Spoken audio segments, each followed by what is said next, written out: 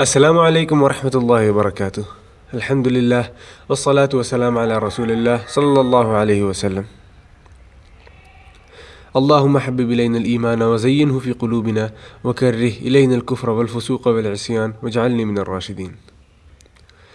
رب اشرح لی صدری ویسر لی امری واحلل عقدۃ من لسانی یفقہوا قولی. بسم اللہ الرحمن الرحیم. شیطان جو ہے انسان کا کھلا دشمن ہے. اللہ تعالیٰ قرآن مجید میں فرماتے ہیں اس کے بارے میں، اور اللہ تعالیٰ کہتے ہیں کہ ان الشیطان عدو لکم فاتخذوہ عدوا، کہ شیطان جو ہے وہ تمہارا دشمن ہے تو اس کو اپنا دشمن سمجھو. فاتخذوہ عدوا، اس کو اپنے دشمن جیسا سمجھو، اس کے دشمن جیسا ٹریٹ کرو. اور اس کے کہنے کا مقصد کیا ہوا؟ مقصد یہ ہوا کہ ہم لوگ اکثر شیطان نظر تو آتا نہیں، نہ ہی اس کی ٹرکس اور اس کے جو کوششیں رہتی ہیں، اس کے جال رہتے ہیں، اس کے وسواس رہتے ہیں، وہ نظر نہیں آتے. تو ہم لوگ بڑے ہی ایک ہلکے انداز میں، لائٹ انداز میں شیطان کو لینا سٹارٹ کر دیتے ہیں، حالانکہ وہ ہر وقت ہر آن ہمارے پیچھے پہ لگا ہوا ہے. کچھ تو وہ لوگ ہوتے ہیں دنیا میں جو بالکل گمراہی کے راستے پہ چل رہے ہیں، تو شیطان کو ان لوگوں سے زیادہ دقت نہیں رہتی. اور کچھ وہ لوگ رہتے ہیں جو کہ اپنے نفس پہ بے انتہا قابو پا چکے ہیں، اللہ کے بہت قریب ہو چکے ہیں. حالانکہ ہم میں سے کوئی جان نہیں سکتا کون کس لیول پہ ہے، لیکن ایسے جو لوگ ہیں ان کا بھی شیطان بہت کچھ نہیں بگاڑ سکتا. بچے کون؟ بچے عام مسلمان، ہم آپ جیسے. اب اس کی مین ٹارگیٹ جو ہے، یہ ایک دم اسپیشل کیٹیگری جو ہے ہماری، یہ اس کی مین ٹارگیٹ ہے. جو اگر تھوڑی سی محنت کر لیں، تھوڑی ایفرٹ ڈال لیں، تو انشاءاللہ اللہ کے قریب ہو سکتے ہیں. اور اگر تھوڑا سا بھول جائیں، کم ویکنیس آ جائے ان کے ایمان میں اور کوشش کم کریں وہ، تو وہ ترنت ہی وہاں سے پھسل کر کے نیچے چلے جائیں گے، زمین پہ گر جائیں گے. اللہ تعالیٰ نے راستہ جو ہے ہمارا بڑا آسان کیا ہے، کہ اللہ تعالیٰ نے توبہ کے دروازے کھول کے رکھے ہیں ہمیشہ کے لیے. اور اللہ تعالیٰ نے ہدایت کے لیے ہمیں کتاب عطا فرمائی ہے. لیکن ساتھ ہی اللہ تعالیٰ نے اس کتاب کے اندر جو کام کرنے کے لیے کہے ہیں، اس پہ بھی دھیان دینا اتنا ہی امپورٹنٹ ہے. شیطان کو جب ہم اپنا دشمن مانیں گے تو ہر ٹائم پہ انسان الرٹ رہے گا. اور جیسے کوئی انسان اگر جنگل میں گیا ہے اور اس کو بتایا جائے کہ جنگل میں جو ہے ایک شیر ہے، تو وہ اگر سونے کے لیے بھی تیاری کرے گا تو وہ ایسے کسی جگہ پہ یا کسی پیڑ پہ چڑھ کے یا کسی ایسی جگہ پہ سوئے گا جہاں پہ غفلت میں بھی اس تک نہ پہنچ جائے شیر، ہے نا.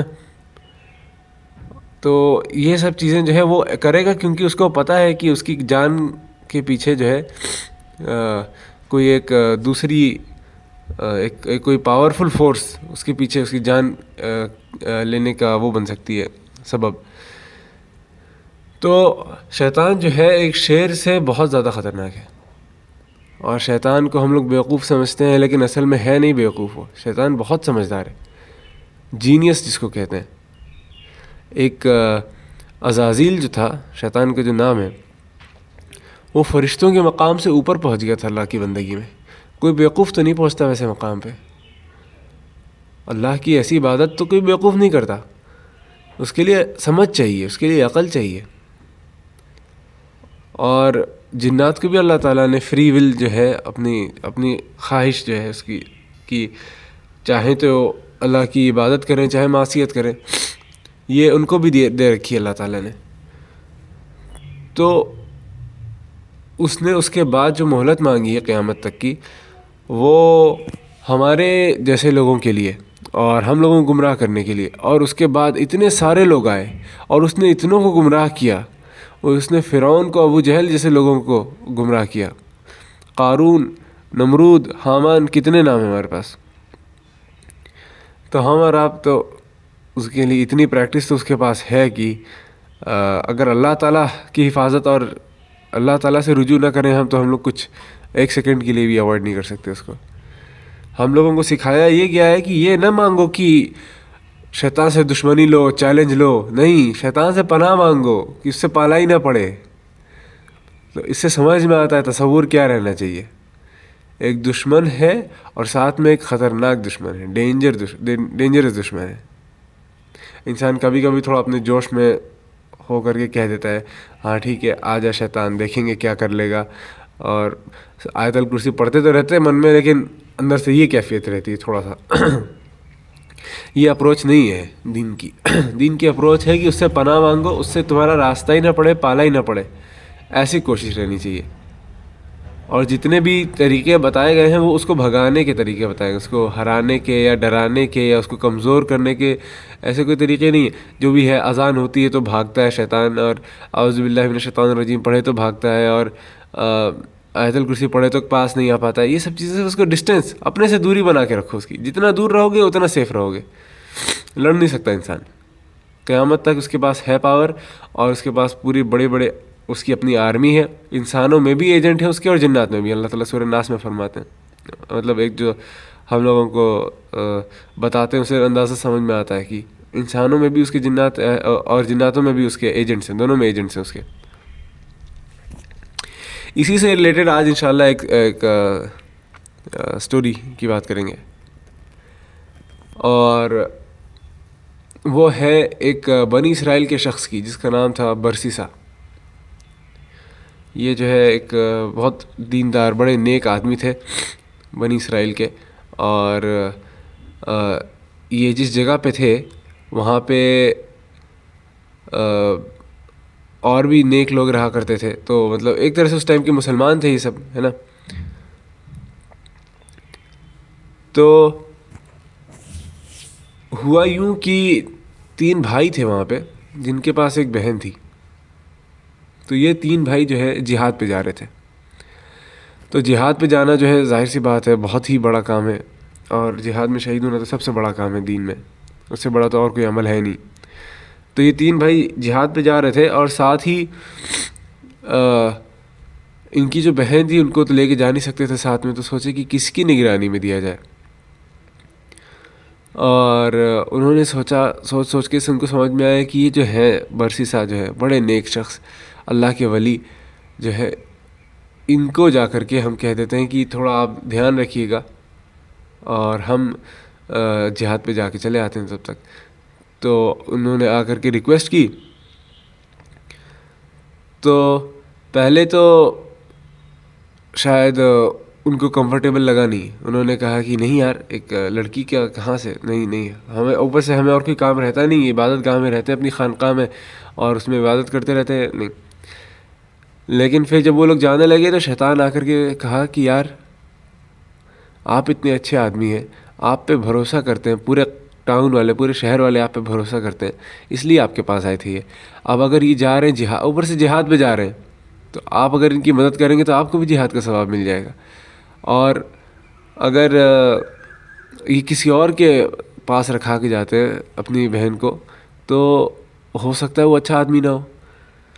تو یہ ان کے پاس ان کو سمجھ میں آتا ہے کہ ہاں یار بات تو صحیح ہے یار, ثواب تو ملے گا اور ساتھ میں یہ بھی ہے, ٹھیک ہے چلو. تو یہ کہہ دیتے ہیں چلو فائن, آپ جو ہے میری جو عبادت گاہ ہے اس کے بغل میں ایک گھر ہے, اس میں ان کو رکھیے. تو وہاں پہ رکھ دیا جاتا ہے, اینڈ اس کے بعد وہ لوگ چلے جاتے ہیں وہاں سے جہاد پہ.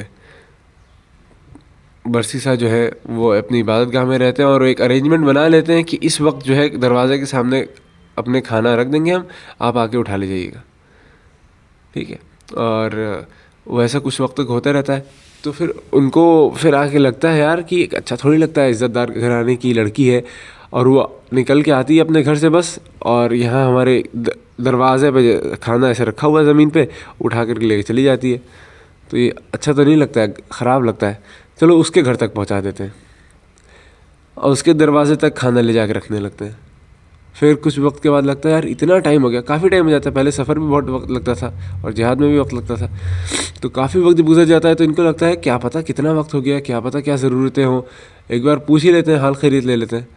تو برسیسا جا کے سوال پوچھتے ہیں کہ کھانا جب دینے جاتے ہیں تبھی, جب وہ لینے آتی ہیں تو سلام دعا کر کے اس کے بعد پوچھتے ہیں سب خیریت سے ہے, ٹھیک ٹھاک ہے, کسی چیز کی ضرورت تو نہیں ہے, ہاں تو ٹھیک ہے کوئی بات نہیں, پھر چلے آتے ہیں. پھر اس طرح جو ہے پھر کبھی کبھی بات ہونے لگتی ہے. اس کے بعد جو ہے ایک آدھ دن یہ گھر کے اندر جا کے بیٹھ جاتے ہیں ایسے ہی بات کرنے کے لیے کہ سب خیریت سے ہے, کیونکہ ان کو یہ آتا ہے, شیطان یہ آ کے بتاتا ہے یار اتنا ٹائم ہو گیا, اکیلے رہتی ہے, کوئی گھر والے نہیں, کوئی کسی سے بات کرنے کا نہیں, کتنے مہینے ہو گئے اکیلے کوئی انسان بیٹھا ہوا ہے کمرے میں بس, تو کتنا پریشان ہو گیا ہوگا. تو اس کو کوئی کمپنی دینا چاہیے, باتیں وغیرہ کرے کوئی, اس سے کوئی اس کا ذہن جو ہے تھوڑا سا وہ ہو, لونلینس سے تھوڑا سا نکلے. تو یہ جا کر کے بیٹھتے ہیں, تھوڑی دیر کھانا لے جا کے رکھ کے بیٹھتے ہیں.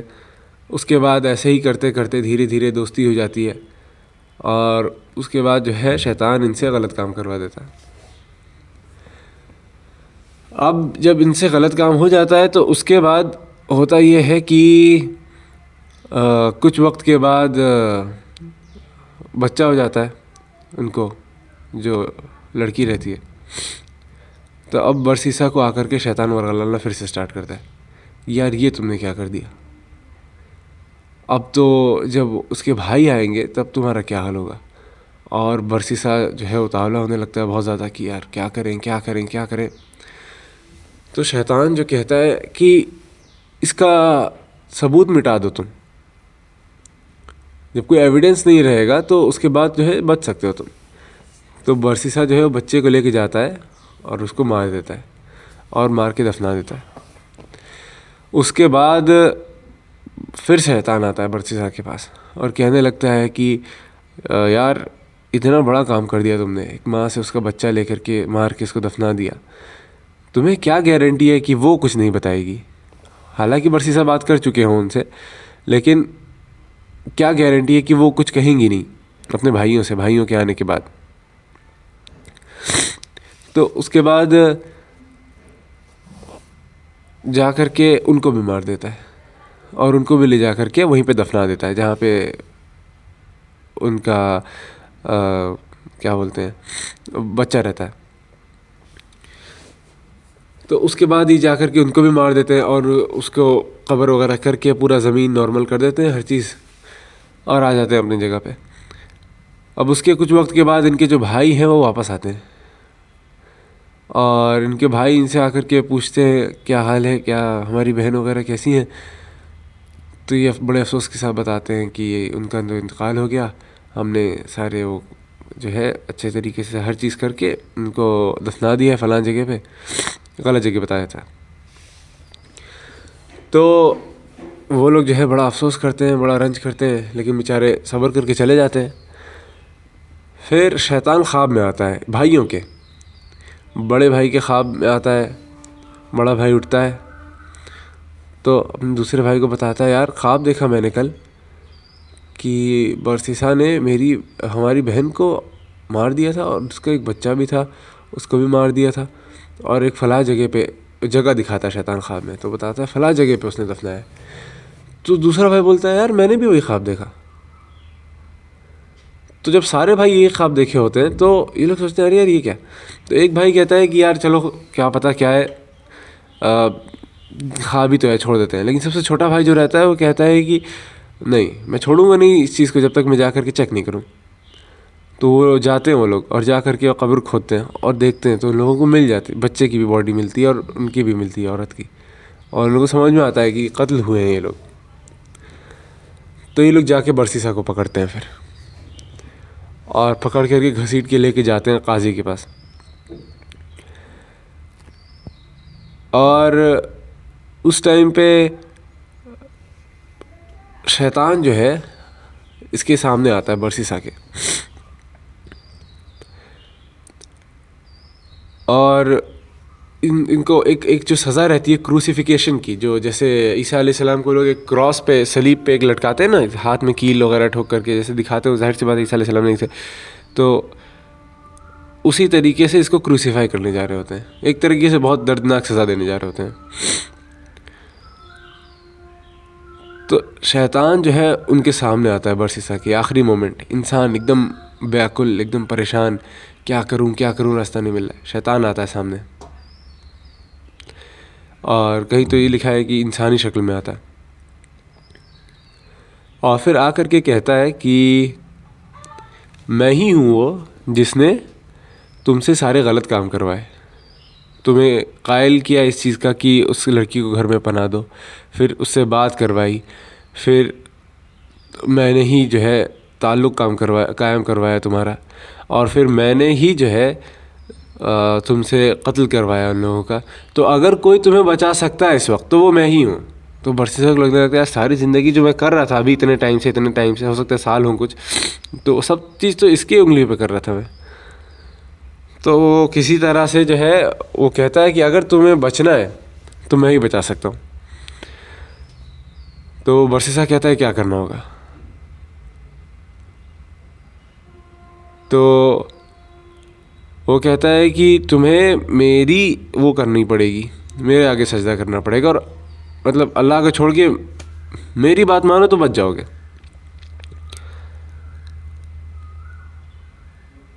اور برسیسہ جو ہے وہ کر لیتا ہے، اس کے سامنے ہو جاتا ہے، اس کا قائل